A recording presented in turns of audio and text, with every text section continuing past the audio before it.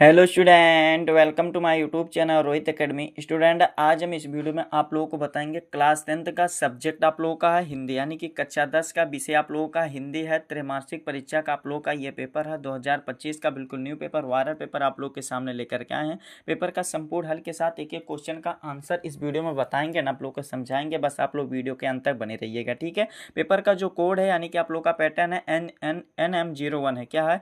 NM01 है। पूर्णांक जो 70 में 70 नंबर दिया गया, आप लोगों को कंप्लीट तरीके से बताएंगे ना, आप लोग को समझाएंगे। बस आप लोग वीडियो के अंत तक बने रहिएगा, ठीक है। चलिए बिना देर के अपने क्वेश्चन पर आते हैं। खंड का यहाँ से हमारा स्टार्ट होता है, जिसमें से वो विकल्पीय प्रश्न दिया गया, यानी कि MCQ क्वेश्चन दिया गया है। देखिए इसमें पहला क्वेश्चन क्या पूछा गया है।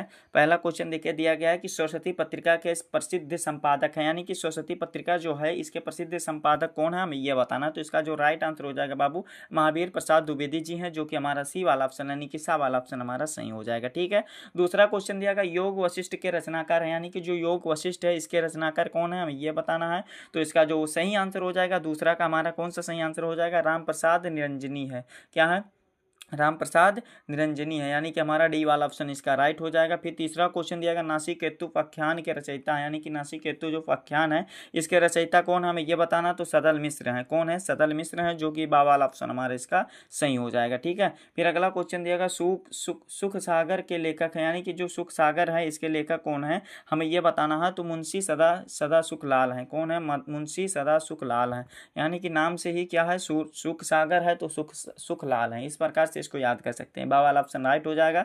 ये पेपर सभी के एग्जाम के लिए इंपॉर्टेंट है, सभी डिस्ट्रिक्ट में यहीं से पूछा जाएगा। आप लोग के डिमांड पर पेपर का वीडियो बनाया जाता है, लेकिन आप लोग वीडियो को शेयर नहीं करते, तो इस वीडियो को क्लास 10th के जितने भी स्टूडेंट होंगे उनके पास अधिक से अधिक जरूर शेयर कर दीजिएगा, ठीक है। अगला क्वेश्चन देखते हैं। अगला क्वेश्चन हमारा 5 वाला, यानी कि 5वां क्वेश्चन दिया गया कि हिंदी गद्य साहित्य के जनक माने जाते हैं, यानी कि हिंदी गद्य साहित्य के जनक कौन माने जाते हैं, हमें यह बताना है। तो इसका जो राइट आंसर हो जाएगा, क्या हो जाएगा, भारतेंद्र हरिश्चंद्र जी हो जाएंगे, यानी कि हमारा कौन सा राइट आंसर, सा वाला, यानी कि सी वाला ऑप्शन राइट हो जाएगा। फिर अगला क्वेश्चन दिया गया अंधेरी नगरी के रचनाकार हैं, यानी कि जो अंधेरी नगरी है इसके रचनाकार कौन है, हमें ये बताना है। तो ये भी भारतेंद्र हरिश्चंद्र जी हैं, जो कि बा वाला ऑप्शन राइट हो जाएगा। फिर अगला क्वेश्चन दिया गया परीक्षा गुरु, 7वां क्वेश्चन दिया गया क्या बाबू की परीक्षा गुरु के लेखक हैं, यानी कि जो परीक्षा गुरु है इसके लेखक कौन है, हमें यह बताना। तो लाला श्री निवास दास जी हैं, जो कि हमारा बा वाला ऑप्शन राइट हो जाएगा। फिर अगला क्वेश्चन दिया गया हिंदी का प्रथम नाटक है, यानी कि जो हिंदी का प्रथम नाटक कौन सा है, हमें यह बताना है। तो इसका जो राइट आंसर हो जाएगा नहसू है। क्या है बाबू? नहसू है, जो कि सा वाला ऑप्शन हमारा इसका सही हो जाएगा, ठीक है। फिर अगला क्वेश्चन दिया गया है कि सूर सागर के रचनाकार हैं, यानी कि 9वां क्वेश्चन दिया गया है सूर सागर के रचनाकार कौन है, हमें यह बताना है। तो इसका जो सही आंसर हो जाएगा सूरदास जी हैं। कौन है बाबू? सूरदास जी हैं, जो कि हमारा कौन सा राइट आंसर, सा वाला ऑप्शन सही हो जाएगा, ठीक है। फिर अगला क्वेश्चन दिया गया विसल देव रसों के रचयिता है, यानी कि विसल देव रसों के रचयिता कौन है, हमें यह बताना। तो नरपति नाल्हा जी हैं, जो कि हमारा कौन सा राइट आंसर हो जाएगा, बा वाला ऑप्शन सही हो जाएगा, नरपति नाल्हा जी हैं, ठीक है। फिर अगला क्वेश्चन दिया गया राम भक्त शाखा से संबंधित है, यानी कि राम भक्त शाखा से संबंधित कौन है, हमें यह बताना है। तो 11 का जो राइट आंसर हो जाएगा बाबू, इसका कौन सा राइट आंसर हो जाएगा, तुलसीदास जी हो जाएंगे, यानी कि गोस्वामी तुलसीदास जो रामचरितमानस के रचयिता हैं वो कौन है, राम भक्त शाखा से हैं। और इस प्रकार से हमारा सा वाला ऑप्शन राइट हो जाएगा इसका। फिर अगला क्वेश्चन दिया गया है 12 वाला, यानी कि 12 वाला क्वेश्चन दिया गया है कि कुकुर शब्द का तद्भव है, यानी कि कुकुर शब्द का तद्भव क्या होता है, तो कुत्ता होता है, जो कि हमारा इसका भी सा वाला ऑप्शन राइट हो जाएगा, ठीक है। फिर अगला क्वेश्चन देखिए धर्म का विलोम होता है, तो धर्म का विलोम अधर्म होता है, जो कि आ वाला ऑप्शन इसका भी सही हो जाएगा, ठीक। आगे का क्वेश्चन देखते हैं। आगे वाला क्वेश्चन 14 वाला क्वेश्चन दिया गया है कि सरस्वती का पर्यायवाची है, सरस्वती का पर्यायवाची शारदा होता है, कहते नहीं शारदा माँ। यहाँ पर आप लोग का शारदा माँ जो होता है क्या होता है, यहाँ पर यह सरस्वती का दूसरा नाम होता है, यानी कि पर्यायवाची होता है, ठीक है। फिर आगे का क्वेश्चन देखिए क्या दिया गया है कि दो वड़ों का मेल को कहते हैं, यानी कि दो वड़ों के मेल को क्या कहते हैं।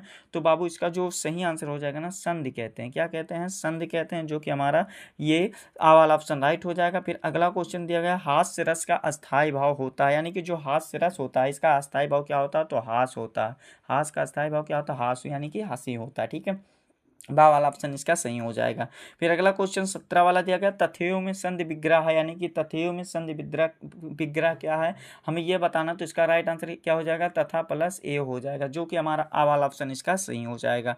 फिर अगला क्वेश्चन दिया, फ्लेशु किस विभक्ति व वचन का रूप है, यानी कि जो फ्लेशु है ये किस विभक्ति व वचन का रूप है, हमें यह बताना है। तो इसका जो सही आंसर हो जाएगा, सप्तमी विभक्ति क्या है, एक वचन है, सप्तमी विभक्ति एक वचन है, जो कि डी वाला ऑप्शन हमारा इसका राइट हो जाएगा।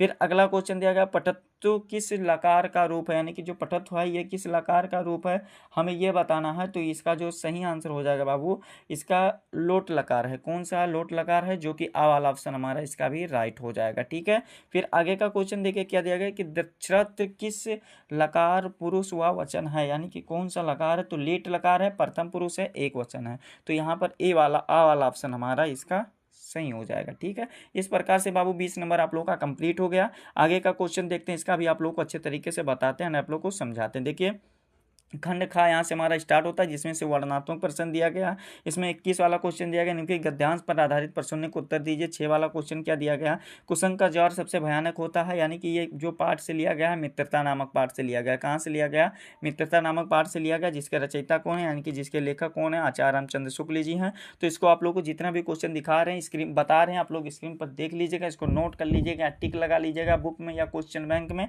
या आप लोग को क्या करना है, क्वेश्चन को स्क्रीनशॉट मार लेना, अच्छे से इसको जरूर प्रिपेयर कर लेना है, यानी कि तैयार कर लेना है।